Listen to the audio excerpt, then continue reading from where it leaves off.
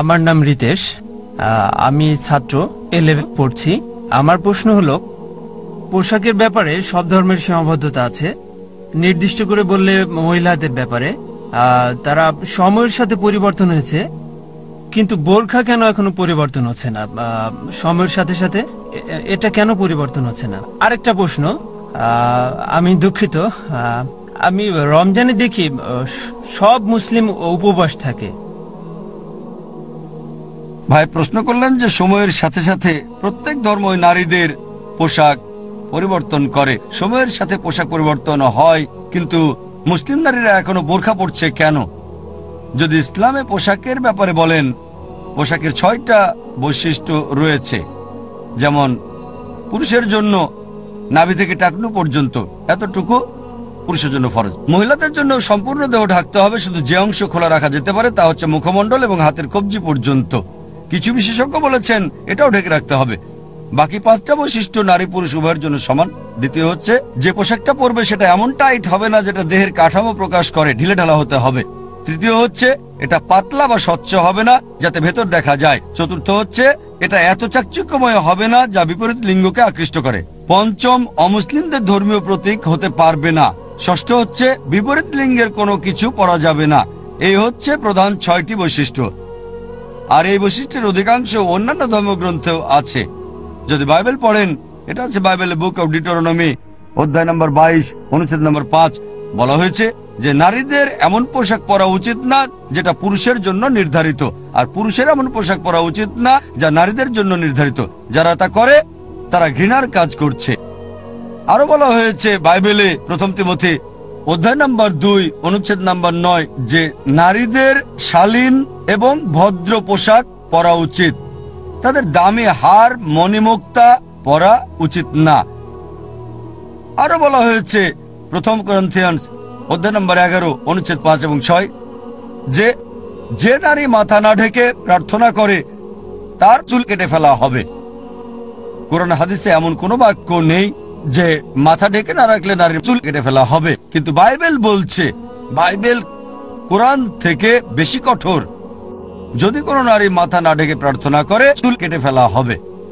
একই বিষয় আছে হিন্দু গ্রন্থেও। যদি হিন্দু ধর্মগ্রন্থ পড়েন, এটা আছে রামায়ণে, যে যখন পরশুরাম রামের কাছে আসলো, তার স্ত্রী সীতাকে বলল যে আমাদের চেয়ে উনি বড়, তাই দৃষ্টি অবনত করো এবং সৌন্দর্য প্রকাশ করো না। আরো বলা হয়েছে, যদি পড়েন ঋগ্বেদ বুক নম্বর 10 অধ্যায় নম্বর 85 অনুচ্ছেদ 30, বলা হয়েছে যে নারী পুরুষদের পোশাক পরিধান করে সে সীমা লঙ্ঘন করছে, পুরুষের পোশাক পরা উচিত না। আরো বলা হয়েছে যে ঋগ্বেদ বুক নাম্বার 8 যে ব্রহ্মা নির্দেশ দিয়েছেন নারীদের মাথা ঢেকে রাখতে। তাই হিন্দু ধর্মগ্রন্থ, খ্রিস্টান ধর্মগ্রন্থ, ইসলাম ধর্মগ্রন্থ হিজাবের কথা বলছে, পর্দা করতে বলছে। সময়ের সাথে সাথে আমি আপনার সাথে একমত যে খ্রিস্টান ধর্মে শুধু মহিলা যাজকরাই মাথা ঢেকে রাখে, তাদেরকে বলা হয় ধার্মিক। যদি মুসলিম নারীরা মাথা ঢেকে রাখে তাদেরকে বলা হয় নিপীড়িত। কেন? দ্বিমুখী নীতি কেন? মহিলা যাজক ভালো করে মাথা ঢাকে, মাদার মেরির ছবিতে দেখা যায়। মাদার মেরির ছবি কি দেখেছেন আপনারা?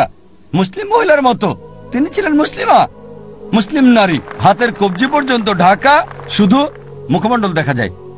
আমি আপনার সাথে একমত, যদি 6টা বৈশিষ্ট্য মেনে চলেন, যে কোনো ফ্যাশনের হিজাব পরেন, বোরখা আবায়া পরিবর্তন করেন, ইসলামের এই 6টা বৈশিষ্ট্য মেনে বোরখার কালার পরিবর্তন করেন কালো, নীল, বাদামি, কোনো সমস্যা নেই, যতক্ষণ এই 6টা বৈশিষ্ট্যের মধ্যে থাকবেন। এজন্য দেখবেন নতুন স্টাইলের হিজাব। তবে কিছু বোরখা আছে বেশি ফ্যাশনযুক্ত, সেগুলো ইসলাম অনুমোদন নেই।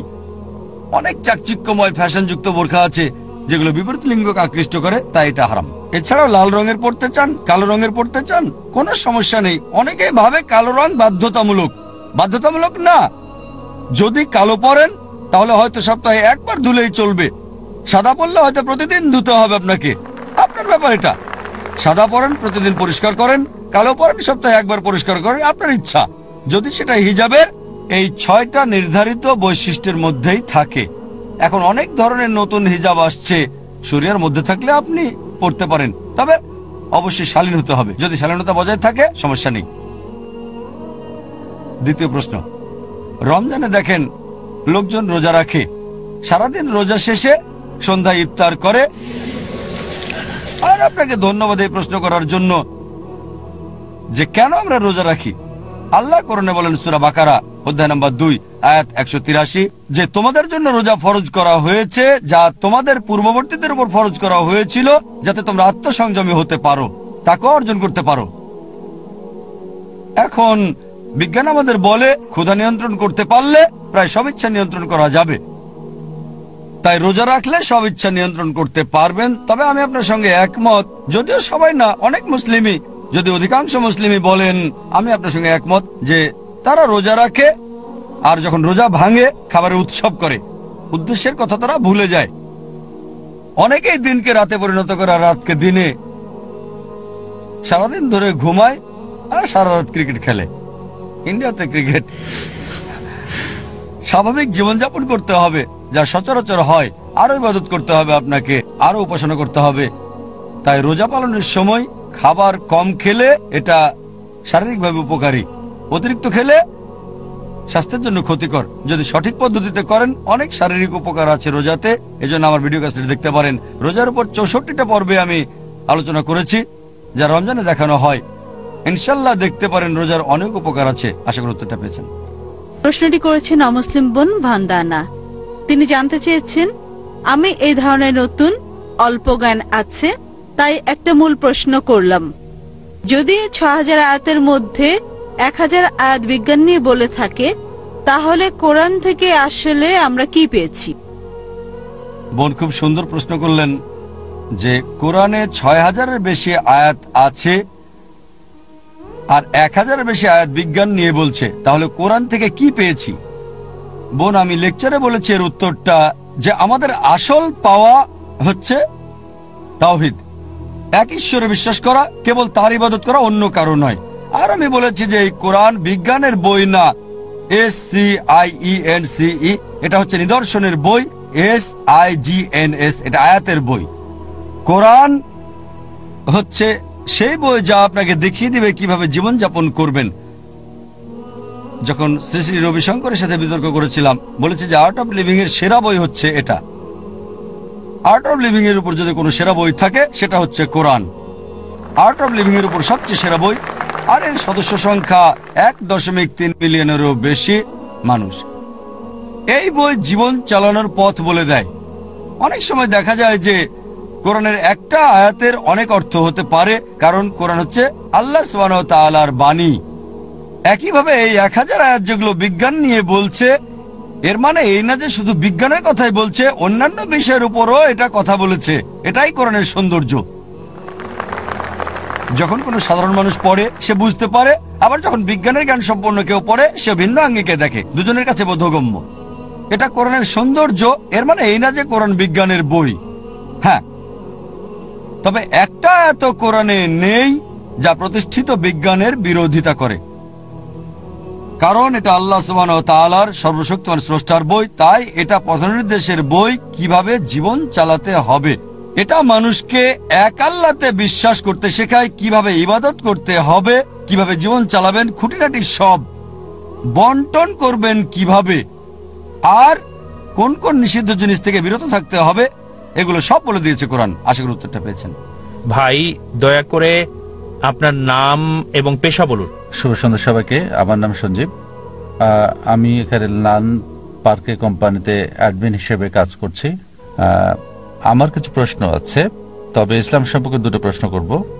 প্রথম প্রশ্ন হলো, ইসলাম কি পুনর্জন্ম বিশ্বাস করে? আর দ্বিতীয় প্রশ্ন হলো, ইসলাম আত্মহত্যা সমর্থন করে না, তারপরও অনেক মানুষ যেমন পাকিস্তান, আরবিয়ান দেশগুলোতে নিজেরা নিজেদের হত্যা করছে, সাথে অন্য লোকদেরকে হত্যা করছে। তাহলে কারা এ সকল লোকদের প্ররোচিত করছে? তারা কি আসলে ইসলাম অনুসরণ করছে, বা কারা তাদের উৎসাহ যোগাচ্ছে? এটাই আমার প্রশ্ন স্যার। ভাই, দুটো প্রশ্ন করলেন। প্রথম প্রশ্ন, ইসলাম কি পুনর্জন্মে বিশ্বাস করে? দ্বিতীয় প্রশ্ন, যদি ইসলামে আত্মহত্যা করা নিষিদ্ধ হয় তাহলে কিভাবে পাকিস্তান এবং পৃথিবীর অন্যান্য দেশে নিজেদের উড়িয়ে দিচ্ছে, নিজেদের হত্যা করছে লোকজন? দুটো প্রশ্ন করলেন। প্রথম প্রশ্নের ব্যাপারে বলি যে ইসলাম কি পুনর্জন্মে বিশ্বাস করে? যদি বলেন শুধু পুনর্জন্ম, হ্যাঁ, তাহলে ইসলাম এটা বিশ্বাস করে। আমরা বিশ্বাস করি যে মানুষের পৃথিবীতে আসে কেবলমাত্র একবার। কোরআন বলছে যে আমি তোমাদের এই পৃথিবীতে পাঠাই, তারপর তোমাদের মৃত্যু দেই, তারপর আবার উঠাবো পরবর্তী জীবনে। এই কথাটা হিন্দু ধর্মগ্রন্থের বেদে বলা হয়েছে। যদি ঋগ্বেদ পড়েন বুক নাম্বার 10, পুনর্জন্মের কথা বলা হয়েছে। পুনর মানে পরবর্তী, জন্ম মানে জীবন। তাই বেদ পুনর্জন্ম সম্পর্কে বলছে, পরবর্তী জীবন সম্পর্কে। কিন্তু দুঃখজনকভাবে অধিকাংশ হিন্দু পুনর্জন্মের মানে ভুল বুঝে থাকে। পুনর মানে পরবর্তী, জন্ম মানে জীবন। আমরা পরবর্তী জীবনে বিশ্বাস করি। পুনর বা রিবার্থ বললে আমাদের কোনো সমস্যা নেই। কিন্তু অধিকাংশ হিন্দু বিশ্বাস করে একটা দর্শনে, সেটা হচ্ছে সংস্কারা। এটা একটা সংস্কৃত শব্দ সংস্কারা, যার মানে জন্ম মৃত্যু, জন্ম মৃত্যু। এটা হচ্ছে পুনর্জন্মের একটা চক্র। জন্ম মৃত্যু, জন্ম মৃত্যু, জন্ম মৃত্যু। এই জন্ম মৃত্যু বা সংস্কারা বা পুনর্জন্মের এই চক্রের কথা বেদের কোথাও বলা হয়নি। তারা যেখান থেকে বলে তা হচ্ছে ভগবদ গীতা অধ্যায় নম্বর 2 অনুচ্ছেদ 22। উল্লেখ আছে যে মানুষ যেমন পুরাতন কাপড়ের পরিবর্তে নতুন কাপড় পরে, একইভাবে আত্মা পুরাতন দেহকে ফেলে দিয়ে নতুন দেহ গ্রহণ করে। স্মৃতি হচ্ছে যেগুলো মানুষের রচনা করেছে, আর শ্রুতি হলো বেদ উপনিষদ, যা ঈশ্বরের বাণী বলে ধরা হয়। এখন তারা যাচাই করতে পারে না যে কেন কিছু লোক ধনী, কিছু লোক গরিব, কিছু লোক সুস্বাস্থ্যের অধিকারী, কিছু লোক শারীরিক প্রতিবন্ধী। তারা তাই সংস্কার থিওরি দাঁড় করালো। এবার ইসলামে আসেন। আল্লাহ কোরআনে বলেন সূরা মুলক অধ্যায় নম্বর 67 আয়াত নম্বর 2, আল্লাযী খালাকাল মাউতা ওয়াল হায়াতা। আল্লাহ সৃষ্টি করেছেন জীবন এবং মৃত্যু পরীক্ষা করার জন্য কে উত্তম আমলকারী। এই জীবনটা হচ্ছে আখিরাতের জন্য পরীক্ষা। আর আমরা বিশ্বাস করি প্রত্যেক শিশুই নিষ্পাপ হয়ে জন্মায়, মাসুম হয়ে। হোক সে প্রতিবন্ধী বা স্বাস্থ্যবান, বা হোক ধনী বা গরিব, এই সব কিছুই মানুষের জন্য হচ্ছে পরীক্ষা। যেমন আল্লাহ কোরআনে বলেছেন সূরা বাকারা অধ্যায় নম্বর 2 এবং সূরা আনফাল অধ্যায় 8 আয়াত 28। আল্লাহ বলেন আমি অবশ্যই তোমাদের পরীক্ষা করব ভয় এবং দারিদ্রতা দিয়ে, জীবনের ক্ষয়ক্ষতি দিয়ে এবং সম্পদের ক্ষয়ক্ষতি দিয়ে। আরো বলা হয়েছে সূরা আনফাল অধ্যায় 8 আয়াত 28 যে তোমাদের সন্তান এবং সম্পদ তোমাদের জন্য পরীক্ষা। এখানে বুঝলাম কোরআন বলছে সন্তান সন্ততিও আমাদের জন্য পরীক্ষা। এখন ধরেন কোনো শিশু প্রতিবন্ধী হয়ে জন্মগ্রহণ করলো, এটা পরীক্ষা পিতামাতার জন্য। পিতামাতা হয়তো ভালো, হয়তো ধার্মিক। আল্লাহ তাদের আরো পরীক্ষা করতে চান প্রতিবন্ধী সন্তান দিয়ে, তারপরও তারা আল্লাহ সুবহানাহু ওয়া তাআলার উপর ভরসা করে কিনা। এটা পরীক্ষা। এর মানে এই না যে মন্দ কিছু ঘটলে এটা শাস্তি হতে পারে, এটা শাস্তি হতে পারে, এটা পরীক্ষা। যদি ভালো কিছু হয় আপনার, হতে পারে এটা পুরস্কার, বা হতে পারে এটা পরীক্ষা। এর মানে এই না যে মন্দ কিছু ঘটলেই এটা আপনার শাস্তি। হতে পারে শাস্তি, হতে পারে পরীক্ষা। ভালো কিছু হলে হতে পারে এটা আপনার পুরস্কার বা আপনার পরীক্ষা। তাই এখানে সর্বশক্তিমান পিতামাতাকে পরীক্ষা করছেন যে তারা আল্লাহকে বিশ্বাস করে কিনা। তাই যদি সন্তান প্রতিবন্ধী হয়ে জন্ম নেয়, পিতামাতা হয়তো সাধারণ মুসলিম, তাই তারা বলে ফেলবে ও কেন আমার সন্তান প্রতিবন্ধী হবে, কেন আমার সন্তান হৃদরোগ নিয়ে জন্মগ্রহণ করবে। আল্লাহ তাদের পরীক্ষা করছেন। যারা ভালো মুসলিম তারা বলবে আল্লাহ দিয়েছেন, সমস্যা নেই, তারপরও আল্লাহ সুবহানাহু ওয়া তাআলাকে ধন্যবাদ। আর পরীক্ষা যত কঠিন হবে পুরস্কারও তত বড় হবে। সাধারণ বিএ পাস করা মানে এটা একটা সহজ ব্যাপার, কিন্তু এমবিবিএস পাস করাটা কঠিন। যখন এমবিবিএস পাস করছেন নামের আগে লিখছেন ডাক্তার, DR, উচ্চ মর্যাদা। পরীক্ষা কঠিন, সম্মানও বেশি। তাই আল্লাহ বিভিন্ন মানুষকে বিভিন্ন ভাবে পরীক্ষা করে থাকেন। প্রতিবন্ধী শিশুর জন্ম নিয়ে হিন্দুরা বলে থাকে, হিন্দু পণ্ডিতেরা, যে আগের জন্মে, তার পূর্ব জন্মে সে পাপ করেছিল, এজন্য প্রতিবন্ধী হয়েছে। তাদের আর অন্য কোনো যুক্তি নেই। ভালো কাজ করলে স্বাস্থ্য ভালো হবে। তাই হিন্দু পণ্ডিতেরা বলছে যে প্রত্যেক সৃষ্টি পরিবর্তন হতে থাকে। তাদের মতে হিন্দু ধর্মের বিশ্বজনীন ভ্রাতৃত্ব হচ্ছে সব জীবন্ত সৃষ্টি ভাই ভাই।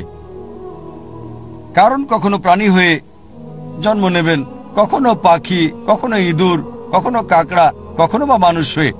মানুষ হচ্ছে সর্বোচ্চ পর্যায়, আর মানুষের 7 বার জন্মাতে পারবে। তারা এই বিশ্বাস নিয়ে এসেছে, কারণ অন্য কোনো যুক্তি দেখাতে পারেনি কেন একটা শিশু ধনী বা গরিব, প্রতিবন্ধী বা স্বাস্থ্যবান। একইভাবে যদি কেউ গরিব হয়ে জন্ম নেয়, এটা তার জন্য পরীক্ষা। আর ধনী লোককে জাকাত দিতে হবে। প্রত্যেক ধনী ব্যক্তি যার নিসাব লেভেলের চেয়ে বেশি সঞ্চয় আছে, 85 গ্রাম স্বর্ণের চেয়ে বেশি, তাকে প্রতি চন্দ্র বছরে 2.5% জাকাত দিতে হবে। গরিব লোকদের জন্য, গরিব লোক সে জাকাতে পূর্ণ মার্ক পেয়ে গেল, সে গরিব, তাকে জাকাত দিতে হবে না, 100-তে 100 পেয়ে গেল। তবে আমরা বলি ও গরিব লোক বেচারা, গরিব লোক জাকাতে 100-তে 100 পেয়েছে। ধনী লোক যদি যথাযথভাবে জাকাত দেয়, সে 100-তে 100 পেতে পারে। সে বলতে পারে ঠিক আছে, আমার অনেক সম্পদ, এই অংশে জাকাত দেব না। সে হয়তো 50% জাকাত দিল। সুতরাং নেগেটিভ পয়েন্ট অনেক সময় দেয় না। তাই চিন্তা করেন, ধরেন একটা পরীক্ষায় আপনার প্রশ্নপত্র যেটা হয়েছে সেটা খুবই সহজ, আপনি খুশি হবেন না দুঃখ পাবেন? তাই যখন কেউ গরিব হয়ে জন্ম নেয়, সে জাকাতে 100-তে 100 পাচ্ছে। এজন্যই আমাদের নবী সাল্লাল্লাহু আলাইহি ওয়াসাল্লাম বলেছেন যে ধনী লোকের চেয়ে গরিব লোক জান্নাতে যাওয়া সহজ। তবে আমরা বলি যে আরে বেচারা গরিব দরিদ্র, কত আফসোস। জাকাতে নিরপরাধ মানুষকে হত্যা করা ইসলামে সম্পূর্ণভাবে নিষিদ্ধ। যদি যুদ্ধের কৌশল হিসেবে তা করেন, যেমন জাপানিরা প্রথম থেকে সুইসাইড বোম্বিং করেছিল। সুইসাইড বোম্বিং আসলো থেকে একজন প্রফেসর একটা বই লিখেছেন, ডাইং টু উইন আমেরিকা। তিনি লিখেছেন যে প্রথম যে ব্যক্তি সুইসাইড বোম্বিং করেছিল এলটিটি থেকে, তামিল টাইগার, তারপরও দায় চাপানো হয় মুসলিমদের উপর। কেন জানি না, এটা মিডিয়া করেছে। আপনি কি শুনেছেন কোন মুসলিম প্রথম সুইসাইড বোম্বিং করেছিল? প্রথম করেছে এলটিটি থেকে, তারপরে আমেরিকানরা। এর হয়তো কিছু মুসলিম কুলাঙ্গাররা তা করেছে, কিন্তু শুরু করেছে কে? তারপরে কোনো আত্মঘাতী হামলা হলে, সন্ত্রাসী হামলা হলে বলা হয় মুসলিমরা করেছে। চেন্নাই কয়েক বছর আগে আমি একটা লেকচার দিয়েছি, সন্ত্রাসবাদ এবং জিহাদ ইসলামিক দৃষ্টিভঙ্গিতে। সেখানে আমি বিস্তারিত বলেছি আত্মঘাতী বোমা হামলার ব্যাপারে ইসলামিক দৃষ্টিভঙ্গি কি। তবে নিরপরাধ মানুষকে হত্যা করা এবং আত্মহত্যা করা এটা হারাম। আশা করি উত্তরটা পেয়েছেন। প্রশ্ন করার জন্য ধন্যবাদ। আমরা সামনের মাইকে যাচ্ছি পুরুষদের মাঝে। যদি পেছনে কোনো অমুসলিম থাকেন বা মহিলাদের মাঝে, দয়া করে ভলান্টিয়াররা হাত তুলবেন। কোন অমুসলিম বোন আছেন, আমাকে আপনারা প্রশ্ন করতে পারেন। কোন অমুসলিম দর্শক যদি প্রশ্ন করতে চান, নির্দ্বিধায় করতে পারেন, এটা আপনাদের সুযোগ। এই চেন্নাই আমি আরো একবার এসেছি, আলহামদুলিল্লাহ সব প্রশ্ন অমুসলিমরাই করেছিলেন। তাই আশা করি চেন্নাইয়ের অমুসলিমরাও মাশাআল্লাহ তারা সাহসী, যে কোনো প্রশ্ন করতে পারেন, সমালোচনা করতে পারেন। যদি আমার কথার সাথে একমত না হন, সমস্যা নেই, আপনারা সামনে এসে প্রশ্ন করেন। বিশ্বাস করেন আমার বয়স কম, তবু আমি সহ্য করতে পারি। কোরআনের সমালোচনা করেন, ইসলামের সমালোচনা করতে পারেন, প্রশ্ন করতে পারেন, এটা আপনাদের সুযোগ। মাইক্রোফোনের সামনে চলে আসেন, সন্দেহ দূর করেন, এটা আপনার সুযোগ। এখানে একজন ভাই আছেন, প্রশ্ন করতে চাচ্ছেন। দয়া করে নাম এবং পেশা বলুন। হ্যালো সবাইকে, আমার নাম রামাকৃষ্ণ নান, আমি একজন সফটওয়্যার ইঞ্জিনিয়ার। আপনার কাছে আমার দুটো প্রশ্ন। প্রথমটা হলো, মৃত্যুর পর অঙ্গদানের ব্যাপারে ইসলাম কি বলে? এটার কি অনুমতি আছে নাকি নিষিদ্ধ? দ্বিতীয় প্রশ্ন হলো, নাস্তিকের ব্যাপারে ইসলাম কি বলে? এই দুটোই। ভাই দুটো প্রশ্ন করলেন, ভাই একজন অমুসলিম আর দুটো প্রশ্ন করলেন, কোনো সমস্যা নেই। প্রথম প্রশ্ন হচ্ছে শরীরের অঙ্গ দান করার ব্যাপারে ইসলাম কি বলে, আর দ্বিতীয় প্রশ্ন হচ্ছে নাস্তিক সম্পর্কে। এবার আপনার প্রশ্নে আসে, ইসলাম অঙ্গদানের ব্যাপারে কি বলে। কোরআনের সরাসরি কোনো আয়াত নেই বা সহিহ হাদিস নেই যেটা বলছে অঙ্গদান করা যাবে কি না।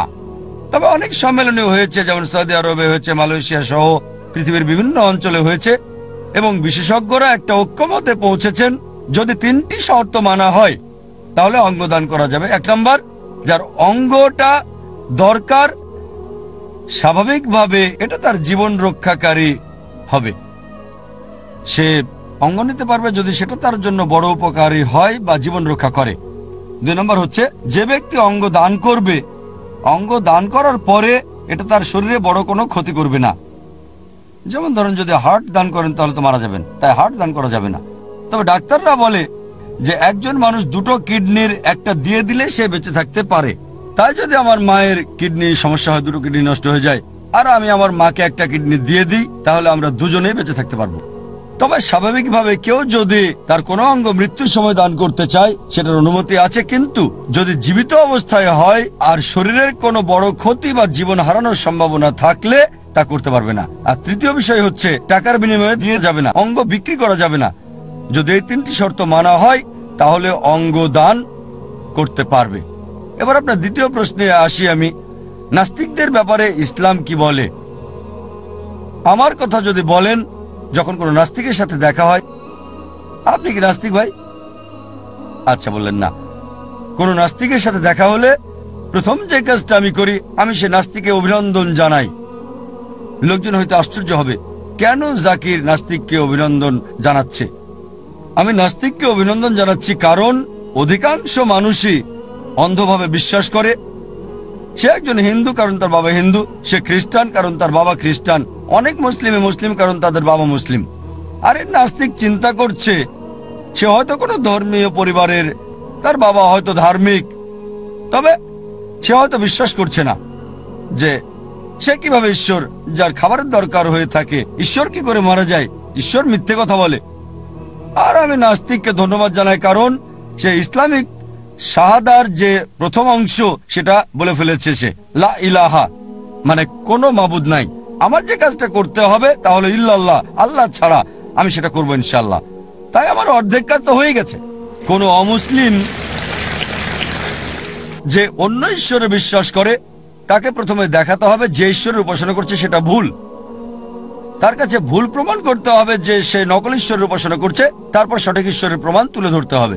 আর নাস্তিকের ক্ষেত্রে অর্ধেক কাজ তো হয়ে গেছে, ইতিমধ্যে সে ইসলামিক শাহাদার প্রথম অংশ লা ইলাহা মেনে নিয়েছে, কোনো মাবুদ নাই, আমাকে শুধু করতে হবে ইল্লাল্লাহ, আর তা আমি করবো ইনশাআল্লাহ। আমি প্রথম প্রশ্ন নাস্তিককে বলি যে ঈশ্বরের সংজ্ঞা কি। কেউ যদি বলে ঈশ্বর নাই, ঈশ্বর নাই বলতে হলে তাকে ঈশ্বরের সংজ্ঞা জানতে হবে। যদি ঈশ্বরের সংজ্ঞা না জানে সে বলতে পারবে না ঈশ্বর নাই। যেমন ধরেন আমি বললাম এটা একটা কলম, এটা কি কলম? না, এটা বই। এটা কলম না বলতে হলে কলমের সংজ্ঞা জানতে হবে। কেউ হয়তো বলবে না জাকির, আমি জানি এটা বই তাই বলছি কলম না। আমি বলবো না, যদি কলমের সংজ্ঞা জানেন আমি বলবো এটা কিতাব, আপনি বলবেন না এটা কিতাব না, কারণ কিতাবের সংজ্ঞাটা আপনি জানেন না। আর ঈশ্বরের সঠিক ধারণা দেওয়া হয়েছে সূরা ইখলাস অধ্যায় নম্বর 112 আয়াত 1 থেকে 4, যেটা নিয়ে আলোচনা করব কনফারেন্সের শেষ দিন ইনশাআল্লাহ। এটা 20 জানুয়ারি। তাই সে কি করছে? নকল ঈশ্বরকে বাদ দিচ্ছে। তারপর আমি প্রশ্ন করব সে নাস্তিককে যে ধরেন একটা যন্ত্র আপনার সামনে আনা হলো যেটা কেউ আগে কখনো দেখেনি, কেউ এটা সম্পর্কে জানে না। আর আমি যদি প্রশ্ন করি কে আপনাকে বলতে পারবে এই যন্ত্রের ব্যাপারে, বলেন কে আপনাকে বলতে পারবে? নাস্তিক বলবে এই যন্ত্রের গঠন সম্পর্কে যে প্রথম বলতে পারবে, যেহেতু কেউ আগে দেখেনি, এর স্রষ্টা বলতে পারবে। কেউ বলবে উৎপাদনকারী, কেউ বলবে আবিষ্কারক, কেউ হয়তো বলবে এটা সৃষ্টি করেছে যে নির্মাতা, সে বলতে পারে স্রষ্টা, নির্মাতা, আবিষ্কারক, উৎপাদনকারী, যাই বলুক না কেন এমনটাই বলবে সে। কথা বাদ দেবেন না, যাই বলুক মনে রাখেন। তারপর বলেন আমি যে লেকচার দিয়েছি তা আমি আবার বলছি না যে কিভাবে এই পৃথিবীর অস্তিত্ব আসলো, সে আপনাকে বলবে বিগ ব্যাং এর কথা। তারপর বলবো কখন বিগ ব্যাং এর ব্যাপারে আপনি জানলেন, সে বলবে 1973 সালে, এই কিছুদিন আগে, 30 বছর আগে, 40 বছর আগে। আমি বলবো বিগ ব্যাং এর ব্যাপারে 30-40 বছর আগে যা জেনেছেন কোরআন তা বলেছে 1400 বছর আগে। কে এটা বলেছে? সে হয়তো বলবে কাকতালীয় হতে পারে, তর্ক করবেন না, চালিয়ে যান। পৃথিবীর আকৃতি কি? সে বলবে আগে লোকজন মনে করতো এটা চ্যাপ্টা, এখন জানলাম গোলাকার। কখন জানলেন? সে বলবে 1577 সালে যখন ফ্রান্সিস ড্রেক পৃথিবী ভ্রমণ করলেন। কখন? এই 300 বছর আগে, 400 বছর আগে, 450 বছর আগে। কোরআন বলেছে 1400 বছর আগে। কোরআনে কে বলেছে? সে বলবে ও হতে পারে নবী মোহাম্মদ সাল্লাল্লাহু আলাইহি সাল্লাম একজন জ্ঞানী লোক ছিল, তর্ক করবেন না, বলে যান চাঁদের আলো কি তার নিজস্ব আলো নাকি প্রতিফলিত আলো? সে বলবে আগে জানতাম যে এটা নিজস্ব আলো, আর এখন সম্প্রতি জানলাম 200 বছর আগে এটা প্রতিফলিত আলো। কোরআনে আছে সূরা ফুরকান অধ্যায় 25 আয়াত 61, চাঁদের আলো প্রতিফলিত আলো বলা হয়েছে 1400 বছর আগে। কে বলেছে? সে চুপ হয়ে থাকবে, উত্তরের অপেক্ষা করবে না, চালিয়ে যান। স্কুলে শিখেছি যে সূর্য স্থির নিজ অক্ষে বিচরণ করে না। সে বলবে কোরআনে আছে, আমি বলবো না, স্কুলে শিখেছি আমি। তবে কোরআন বলছে চাঁদ এবং সূর্য আবর্তন করে, যা আমরা সম্প্রতি জেনেছি। স্কুলে 25 বছর আগে শেখানো হয়েছে সূর্য আবর্তন করে না, আর কোরআন বলেছে 1400 বছর আগে যে সূর্য আবর্তন করে, যা বিজ্ঞান এখন আবিষ্কার করেছে। কে এটা উল্লেখ করেছে? সে নীরব হয়ে যাবে, উত্তরের অপেক্ষা করবেন না, চালিয়ে যান। তাই যেগুলো আমি লেকচারে বলেছি এক এক করে বলার পর জিজ্ঞেস করেন কে আগে এগুলো উল্লেখ করেছেন, আর অবশেষে সে বলবে স্রষ্টা, উৎপাদনকারী, আবিষ্কারক, নির্মাতা। এই স্রষ্টা, এই উৎপাদনকারী, এই প্রস্তুতকারী, এই নির্মাতাকে আমরা ইসলামে বলি আল্লাহ।